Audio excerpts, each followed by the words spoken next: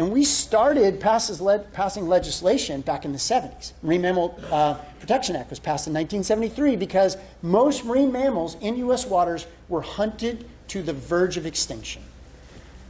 State passes the nearshore gillnet ban because they recognize not just depletion of target species, but high marine mammal bycatch. Magnuson-Stevens Act, which is the federal act that regulates fisheries management throughout the U.S. waters, was first started in 1976, modified again in 1996 with an emphasis on reducing bycatch in fisheries. And then, of course, in California, we passed our own Marine Life Management Act in 1999. So we recognize these serial depletions in our ocean, and we have been doing things about it. So over this time period of poor air quality, poor water quality, overfishing, we have systematically removed all these predators. They've felt the brunt of it. Not only have we directly removed them, but we've done things to lower parts of the trophic food web because of water quality problems that the remaining predators really had nothing to eat. In addition, we were taking out the same things those predators needed to eat, and as a result, many of those populations declined. So this has cascading effects on our food web, and we've experienced an altered food web in our ocean for over 100 years. Now, typically, this is what you'd see in a natural situation. So you have lots of primary consumers, and then things that eat the worms, and then fish that eat the worms, and so on, right? Sea lions, and then, of course, at the very top are the white sharks that are eating the sea lions and things down the chain. So direct fishing removes some of these right off the bat. Now, direct fishing alone is not enough to fully put a food web out of whack. In addition, water quality, overfishing of other species can then cause many of these species to either starve or simply leave because there isn't sufficient resources for them to survive. And as a result, you end up with a predator-to-pauperate environment. So what really got me thinking about this was 2 years ago. We've been doing white shark research in Southern California for about 9 or 10 years now. And 2 years ago, some conservation groups put forth petitions to the state and federal government to list white sharks as threatened and endangered. And when that happened, normally I would have been saying, yes, save the sharks. But at the time, we were seeing something that didn't match what they were claiming. So some of the studies claim that there are only 350 sharks in California, in Central California. And we've just published a study that indicated that study was a little flawed. It's probably more like 2,400 sharks. In addition, they argued that sharks are being killed in commercial fisheries, and there's some truth to that.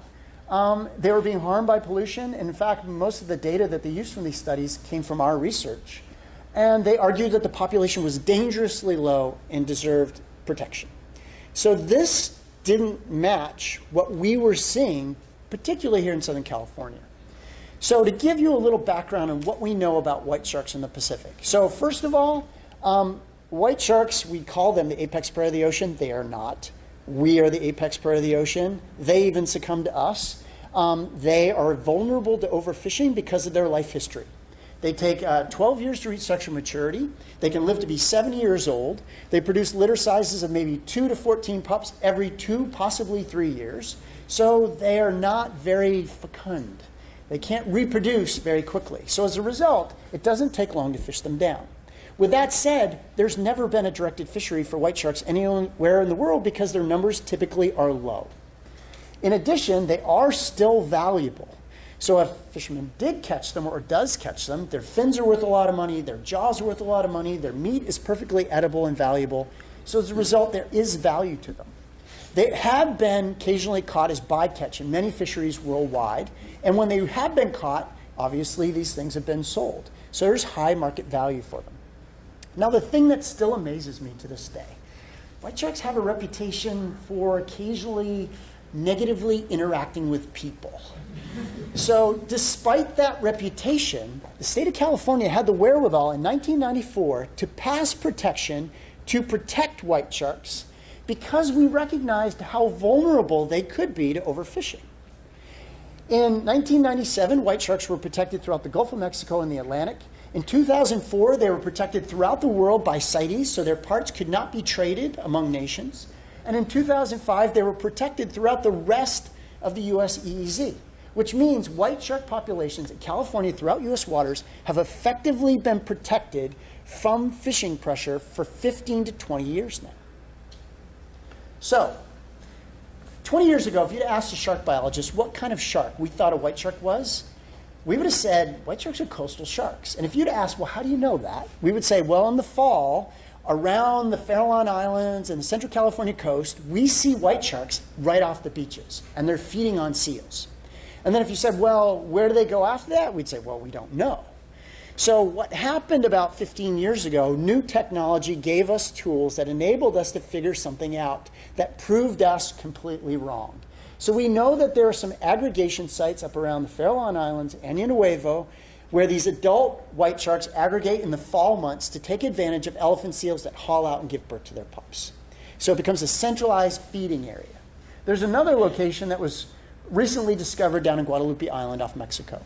Now, using technology called satellite tags that we can place on these sharks, my colleagues have found that sharks tagged around these places that spend a few months up around these aggregation sites will migrate out to the middle of the Pacific or the Hawaiian Islands, spend 8 months to a year and a half out there before they'll return to one of these aggregation sites, either Guadalupe Island or the Farallones. So for the sharks that they managed to tag at these locations, a vast majority of these sharks have gone out to the middle of the ocean.